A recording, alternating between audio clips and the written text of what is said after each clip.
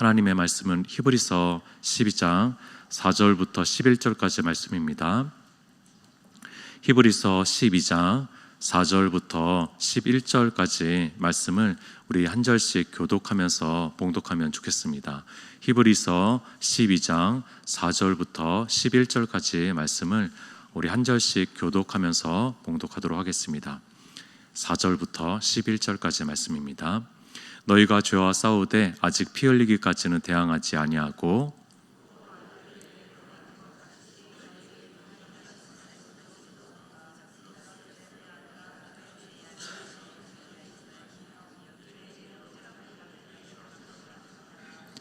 주께서 그 사랑하는 자를 징계하시고 그가 받아들이시는 아들마다 채찍질하심이라 하였으니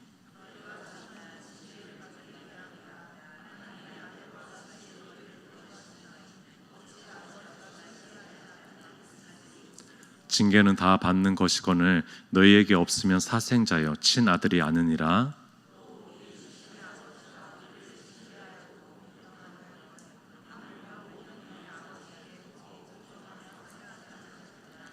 그들은 잠시 자기의 뜻대로 우리를 징계하였거니와 오직 하나님은 우리의 유익을 위하여 그의 거룩하심에 참여하게 하시느니라.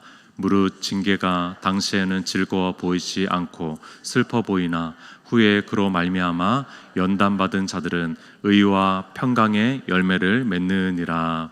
아멘. 우리 인생이 이 땅을 살아가는 데 있어서 피할 수 없는 불가피한 것이 있다면 바로 고난입니다. 고난, 불가항력적이고 절대 필요 조건인 것처럼 보이는 것이 바로 고난입니다. 하늘에 햇살이 모두에게 비치는 것처럼 또 비가 모두에게 내려지는 것처럼 그리스도인이든 아니든 선한 사람이든 악한 사람이든 모두에게 내려지는 것이 바로 이제 고난이라는 것이죠. 사람을 가리지 않습니다. 작게는 감기가 걸리지 않는 사람이 있습니까? 또 크게는 죽음을 경험하지 않는 사람은 없을 것입니다. 그렇기 때문에 우리에게 찾아오는 고난은 어쩌면은 가리지 않고 지나가는 고난일 수 있다라는 거죠. 하나님의 아들인 예수님조차도요, 그 삼위 하나님이신 예수님조차도 그 신성에도 불구하고 이분이 이 땅의 걸음을, 이 땅의 인생을 사실 때는 고난 없이 사는 사람은 없었다라는 것입니다. 하물며 우리 사람에게는 오죽하겠습니까?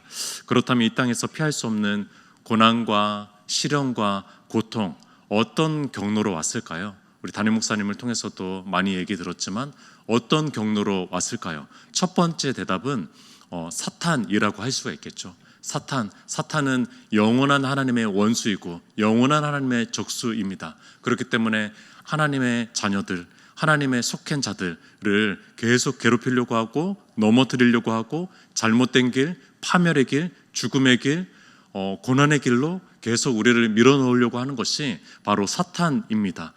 평생 우리의 주적이라고 할 수가 있습니다. 주님 다시 오실 때까지, 그때까지는 공중의 권세를 잡고 있다라고 표현하죠.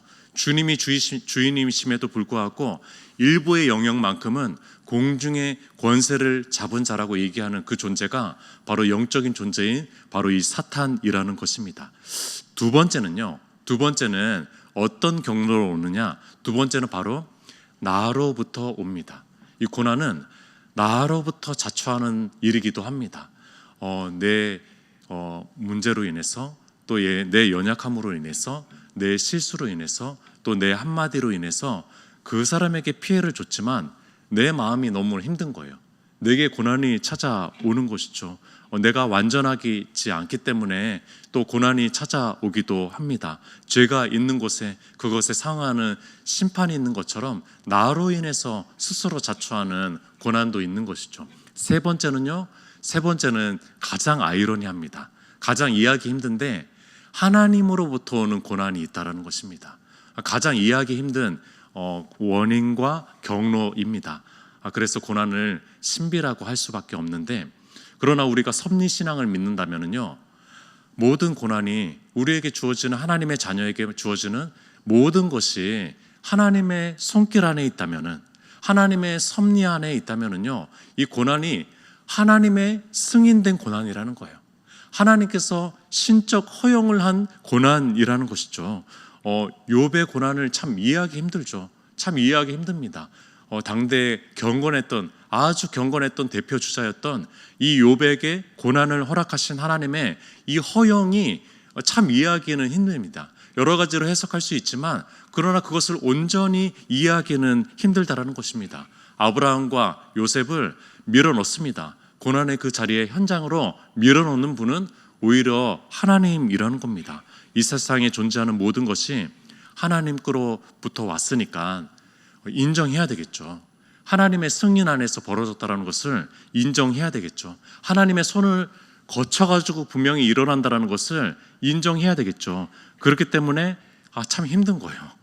복만이 아니라 화도 하나님의 섭리 안에 있는 것이구나. 이것이 참 힘든 것입니다. 그러나 이것은 우리가 인정해야 될 섭리 신앙이라는 거죠. 자, 근데 고난이 하나님으로부터 왔다라는 것에 오늘 본문은 아주 중요한 관점 하나를 얘기하고 있습니다. 그 관점은 하나님으로부터 고난이 왔는데 그 관점 하나가 뭐냐면요, 심판과 정죄가 아니라 하나님께서 징계하신다라는 겁니다. 하나님께서 하나님의 자녀를 징계하신다라는 관점을 오늘 꺼내 듭니다. 징계는 정죄와 심판과 매우 다르죠. 정죄는요, 형벌과 죄와 관련되어 있습니다. 징계는 훈련과 성장과 관련되어 있는 것입니다. 오늘 본문을 여러 차례 읽게 됐잖아요. 근데 이 하나님의 징계가 너무 감동스럽게 느껴지더라고요. 너무 의미 있게 느껴지더라고요. 이번 주 화요일, 목요일에 또 담임 목사님께서 구역장 교육을 하시는데 이 말씀이었어요. 이 주제였습니다. 그래서 매우 큰 도움이 됐는데, 징계를 좋아하는 사람은 없을 것입니다. 징계를 받는 사람 입장에서는 징계를 좋아하는 사람은 단 한 사람도 없을 것입니다. 그런데 오늘 본문을 보시면서요, 또 오늘 설교를 들으면서 이 징계가 너무 감동스러운 것이구나 라는 것을 조금이라도 느낄 수 있는 시간이었으면 좋겠습니다. 성실하게 신앙생활을 할 때조차도 이런 회의감이 들 때가 있습니다. 하나님이 정말 나를 사랑하시나? 하나님께서 나를 기억이라도 하시는 걸까? 하나님께서 나를 자녀 삼으신 거 맞아? 하나님께서 느껴지지 않는다? 하나님께서 계시지 않는 거 아닐까? 이런 질문은요, 분명히 존재론적인 질문은 아닙니다. 이 질문은요, 하나님이 계시냐 안 계시냐라는 질문이 아니다라는 겁니다. 믿음에 대한 회의를 얘기하는 것이 아닙니다. 내 눈앞에 내 상황에서 하나님이 보이지 않는 것처럼 느껴지는 거예요. 내 이 깜깜한 상황 속에서 마치 하나님이 가려진 것처럼. 그래서 한 신학자는 하나님의 일식 상태라고 얘기했습니다. 태양이 떠 있지만 태양이 가려진 것이죠. 달에 가려진 것입니다. 그래서 태양이 보이지 않는 일식 상태가 됐다라고 얘기합니다. 하나님께 계시는 것을 알겠어요. 저기 태양이 떠 있는 것은 알겠어요. 그러나 내 눈에 보이지 않는 것이죠. 내 깜깜한 상황 속에서 보이지 않는 것이죠. 나를 하나님의 자녀라고 얘기하지만 하나님의 아버지라고 여겨지지가 않는 것이죠. 나를 전혀 아끼지 않는 것처럼 느껴지는 것입니다. 고난이 찾아올 때, 고난이 점점 깊어질 때, 고난이 점점 길어지고 있을 때 이런 마음이 더 많이 찾아옵니다. 그런 캄캄해 보이는 시간 속에서 그 고난을 하나님께서, 아버지께서 주시는 징계다라는 관점으로 한번 바라보시면 좋을 것 같습니다. 하나님께서 사랑하는 자녀에게 주는 징계라는 관점으로 한번 생각해 보시면 좋을 것 같습니다. 우리는 이제 법치주의 사회를 살아가고 있습니다. 그렇기 때문에 그런 사회에서는 징계라는 용어는 굉장히 무겁게 들리고 무섭게 들리고 안 좋게 들리고 부정적으로 들립니다. 한번 들어보십시오. 학폭 징계, 교원 징계, 공직자 징계, 근로자 징계, 경고, 견책, 감봉, 정직, 강등, 해임, 파면, 굉장히 부정적으로 들리죠. 굉장히 무섭게 들립니다. 오늘날에는 인권이 또 굉장히 많이 이제 상승해서 학생 인권, 자녀 인권, 여러 가지 인권을 얘기하기 때문에 그럴 때 징계라는 말은 굉장히 조심스럽습니다. 꺼내기도 어려울 정도로 요즘에 교권이 많이 없다라고 얘기할 정도로 정말 징계라는 것이 이제 거의 사라진 시대를 살아가고 있습니다. 물론 이 징계가 감정적으로 치우치고 일관성이 없어져 버리고 남용이 된다면은 문제가 있는 것입니다. 그러나 이 징계라는 것은요, 매우 성경적인 가르침입니다. 이 징계라는 것은 매우 성경적인 가르침이라는 거예요. 특별히 잠언을 보면은요, 부모가 자녀를 징계하는 것은 필수적인 것이다, 꼭 필요한 것이다 라고 얘기합니다. 징계하지 않는 부모는 오히려 잘못됐다라고 얘기하고 있습니다. 그렇다면은 우리가 아버지 삼고 있는 하나님 아버지의 징계 또한 마땅한 것이라는 것이죠. 오늘 히브리서 저자는요, 잠언을 끌어옵니다. 그러니까 이 히브리서 저자는 그 고대 사회 이스라엘의 지혜자들의 이야기를 잘 살펴보기 시작합니다. 그러면서 이 당대 이 히브리서 저자가 기록할 당대 초대교회 교인들이 고난을 받고 있는 것을 이 잠언을 통해 가지고 하나님의 징계라는 관점을 통해서 해석하기 시작합니다. 그것을 받아들이기 시작합니다. 잠언 3장 11절 12절의 말씀을 인용하는 것이 바로 5절 6절입니다. 오늘 5절 6절을 제가 한번 읽어볼게요. 또 아들들에게 권하는 것 같이 너에게 권면하신 말씀도 잊었도다 일렀을 때 내 아들아 주의 징계하심을 경히 여기지 말며 그에게 꾸지람을 받을 때 낙심하지 말라. 주께서 그 사랑하는 자를 징계하시고 그가 받아드신 아들마다 채찍질 하심이라 하였으니. 이것이 잠언의 말씀입니다. 이것이 잠언 3장의 말씀이고 지혜자, 그렇게 축적된 고대 이스라엘의 지혜자, 하나님의 지혜를 얻어가지고 쓴 잠언의 말씀이라는 겁니다. 분명 여기에 나오는 징계와 꾸지람과 채찍질의 주어는 누구십니까? 주님이십니다. 주님이라는 거예요. 그러니까 고대 이스라엘 지혜자들은 알고 있었던 거예요. 이미 알고 있었던 겁니다. 주님께서는 그의 사랑하는 자녀를 징계하시는구나. 그의 자녀를 너무나 사랑하시는데 징계하시는구나. 이것을 너무나 잘 알고 있었던 것입니다. 징계라는 단어를 헬라어 원어로 보면은 더 재밌습니다. 이 헬라어 원어가 뭐냐면요, 징계라는 단어는 파라클레시스라는 단어입니다. 파라클레시스, 뭐가 연상이 됩니까? 뭐가 연상이 되죠? 바로 성령님의 또 다른 별명인 파라크레토스가 생각이 나는 것이죠. 성령님, 보혜사라고 우리 단어로 하는 보혜사가 생각이 나는 거죠. 파라크레토스, 뜻도 거의 유사합니다. 파라크레토스는 가까이 부름받은 존재라고 하면은요, 파라크레시스는 가까이 불러서 간청하고 훈계하고 견책하고 징계하고 격려한다라는 뜻을 가지고 있습니다. 그러니까 이 징계라는 헬라어 단어는요, 절대로 부정적인 단어가 아닙니다. 곁에 꼭 붙어 있어가지고 정말 그 사람을 위해서 견책하고 징계하고 교훈해주는 그런 역할들을 하는 것이 바로 파라크레시스라는 것입니다.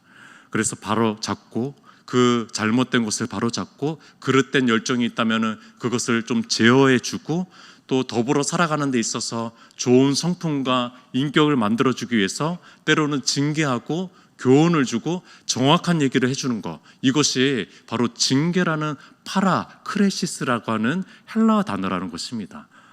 하나님의 자녀가 겪는 고난 중에서는 이런 하나님의 징계가 있습니다. 하나님의 징계라는 관점이 있다라는 겁니다. 그러니까 초대교회를 걸어가고 있는 이 교인들에게 너무나 큰 위로가 됐던 말씀입니다. 아, 내가 받는 고난이 하나님의 사랑 안에 있는 거라고? 아, 이 깜깜해 보이는 이 상황들이, 이 깜깜해 보이는 이 현실의 상황들이 하나님께서 오히려 너무나 나를 사랑해가지고 징계하시는 거라고? 라는 것을 깨닫게 되는 거죠. 아, 이것이 하나님께서 주시는 애정의 회초리라고? 이것의 증거라고? 아, 이 깜깜한 고난의 시간들이 하나님께서 나를 더 살아가는 시간이라고? 라고 하면서 이 초대교회 교인들이 이 말씀을 통해서 위로를 얻게 되는 것이죠. 어린 자녀를 한번 생각해 봅시다. 아버지가 회초리를 들고 있을 때 이 어린 자녀는 어떻게 생각할까요? 어린 자녀는 이 시간이 그냥 아버지께서 아빠가 잠깐 징계하는 시간이구나 느끼지 않습니다. 이 어린 자녀는 온 세상이 무너지는 것 같은 느낌을 경험합니다. 나의 가장 큰 피난처고 나의 큰 버팀목인 아버지가 웃음기 없는 징계의 그 순간은 그 어린 자녀에게는 모든 것이 깜깜해지는 시간일 겁니다. 온 세상을 다 잃은 것 같은 느낌일 것입니다. 그 시간이 잠깐 징계를 하시는 시간이야 라고 생각하지 않을 것입니다. 그 어린 자녀의 마음은 그럴 것이죠. 절대 기분 좋지 않을 것이고, 아버지가 나를 버리셨나? 라는 생각까지도 들 것입니다. 그러나 그 아버지는 징계의 회초리를 드는 것이죠. 이 자녀가 성장하게끔 하려고, 이 자녀가 바르게 되게끔 하려고. 그 시간이 그 자녀에게 어떻게 감정으로 느껴질지 모르겠지만 그 훈계가 필요한 것입니다. 이것이 아버지의 사랑이라는 것을 나중에나 깨닫게 되는 것이죠. 아니, 못 깨달을 수도 있습니다. 그러나 그 징계가 필요한 것입니다. 오늘 히브리서 저자는 그 얘기를 하고 있어요. 인생의 문제에 있어서 아주 고민을 했고 성경적이고 신학적으로 많이 답을 찾고 구하려고 했던 그 영국의 영문학자이면서 기독교 다작가인 C.S. 루이스를 잘 아실 겁니다. 이 C.S. 루이스가 이 본문에 대해서 이런 얘기를 했습니다. 하나님은 마냥 응석 부리는 손주들의 요구를 다 들어주는 할아버지와 할머니가 아닙니다. 우리가 서자나 사생아가 아닌 자녀이기 때문에 그분은 하나님이죠. 그분은 우리를 견책하고 징계합니다 라고 얘기합니다. 오늘 본문의 8절을 얘기하는 겁니다. 8절, 징계는 다 받는 것이거늘 너희에게 없으면 사생자여 친아들이 아니니라 라고 얘기합니다. 우리는 하나님의 친아들이잖아요. 우리는 사생자가 아닙니다. 우리는 이미 이제 친아들이 됐습니다. 그렇기 때문에 하나님께서 징계한다라는 거예요. 오히려 그렇기 때문에 징계한다라는 겁니다. 관련 없는 이들을 징계하지 않는다라는 거예요. 오히려 하나님의 자녀이기 때문에, 너무나 사랑하기 때문에, 너무나 애정을 두고 있기 때문에 징계한다라고 얘기합니다. 그러면서 C.S. 루이스는 이런 비유들을 합니다. 작가는 작품의 완성도를 높이기 위해서 수차례 고치기를 마다하지 않는다라는 얘기를 합니다. 견주들은요, 개의 주인은 그 개가 너무나 잘 되게 하기 위해서 때로는 훈련을 하고 엄격하게 그 훈련들을 시킨다라는 거죠. 대소변 처리하는 것들부터 해가지고 그 하나하나를 엄격하게 훈련을 시킨다라는 것이죠. 부모는 아들과 딸이 더 성장하게끔, 더 바르게 이 사회 속에서 일원으로서 살아가기 위해서 엄격하게 때로는 교훈하고 훈계하기도 한다라는 것이죠. 연인은 서로 사랑을 맞춰가기 위해서, 더 올바르게 사랑하기 위해서, 더 정말 의미 있고 더 풍성하게, 더 아름답게 사랑하기 위해서 서로에게 잔소리해주고 교훈도 해주는 것이 연인이라는 거죠. 진정한 사랑이라면은, 진정으로 사랑한다면은 고쳐야 될 것, 조금 모자른 것, 부족한 것을 지적해 줘야 된다는 것이죠. 이것이 사랑이라는 겁니다. 이것이 진정한 사랑이라는 거죠. 하나님의 자녀에게 고난은 징계를 위한 것입니다. 이 사실을 잊지 않았으면 좋겠습니다. 우리 눈물을 쏙 빼고 있을 때 그때 꼭 기억하십시오. 그것은 하나님께서 나를 사랑한다는 증표입니다. 그래서 부성애와 같은 거예요. 아버지의 사랑, 부성애와 같은 거. 그 하나님의 자녀가 받는 징계의 이 고난 속에서 하나님의 부성애를 기억하셨으면 좋겠습니다. 하나님의 증거이고 하나님의 은혜의 수단 중에 하나이고 하나님의 아들의 증명서입니다. 그렇다면 이 징계를 통해서 하나님께서 하시고자 하는 일들은 무엇입니까? 하나님께서 하나님의 자녀에게 요구하시는 것은 무엇입니까? 10절을 보겠습니다. 10절 중간 부분에 오직 하나님은 우리의 유익을 위하여 그의 거룩하심에 참여하게 하시느니라 라고 얘기합니다. 하나님은요, 아버지셔서 오직 우리의 유익을 구합니다. 오직 우리의 유익을 구합니다. 이 징계조차 우리의 유익을 위한 건데, 이 유익이 어떤 유익이냐면요, 우리가 막 잘 먹고 잘 살아라가 아닙니다. 우리가 그냥 좀 세상적으로 형통한 삶을 살아라가 아닙니다. 그 유익은 뭐냐면은 우리 그리스도인들의 최상의 유익은 무엇입니까? 바로 거룩하심에 참여하는 것이겠죠. 바로 성결하게 되는 것이겠죠. 바로 성화를 이루는 것이겠죠. 이 성화, 거룩함, 이것은 무엇이죠? 하나님의 본질 중에 본질입니다. 그분의 성품 중에 성품입니다. 거룩하심은 하나님의 본질이고 하나님 자신이십니다. 그것에 참여하게끔 하나님께서는 얘기하신다는 겁니다. 그러니까 우리를 그냥 조금 성장하게끔 하려고 징계하신 것이 아닙니다. 그 징계의 순간은, 그 고난의 순간은 오히려 그 사람을 완전하게 거룩하게 하기 위해서, 온전하게 성화하기 위해서 그 징계를 허락하신다라는 것입니다. 하나님의 손길을 의식하셨으면 좋겠습니다. 눈물을 쏙 빼고 있을 때 하나님의 손길, 우리가 주님 안에 있었으면 좋겠습니다. 하나님의 사랑하는 그 안에 있었으면 좋겠습니다. 고난들이 결코 손실이 아닙니다. 하나님의 자녀들은요, 고난이 결코 손실이 되지가 않습니다. 우리가 성결을 이루어갈 수가 있습니다. 이 최상의 유익을 이루어갈 수가 있습니다. 징계는 때로 개인에게도 찾아오지만 때로 공동체에게도 찾아오는 것을 느꼈습니다. 공동체에게도 찾아오나 봐요. 우리 교회를 얼마나 하나님께서 사랑하는지 모르겠습니다. 우리 교회를 얼마나 하나님께서 거룩하게 세워가시려고 하시는 건지 잘 모르겠어요. 근데 징계는 개인에게뿐만이 아니라 공동체에게도 찾아오더라고요. 하나님께서 얼마나 우리 교회를, 또 담임 목사님을, 또 우리 교회 성도들을 얼마나 사랑하는 건지 잘 모르겠어요. 우리 교회가 때로는 고난 속에서, 때로는 이것을 징계로 받아들이고, 때로는 이 시간 속에서 더 거룩해지고 더 성결해지는 교회가 되었으면 좋겠습니다. 또 우리 각 사람들이 이 시간 속에서 더 성결해지는 시간이었으면 좋겠습니다. 함께 기도하도록 하겠습니다.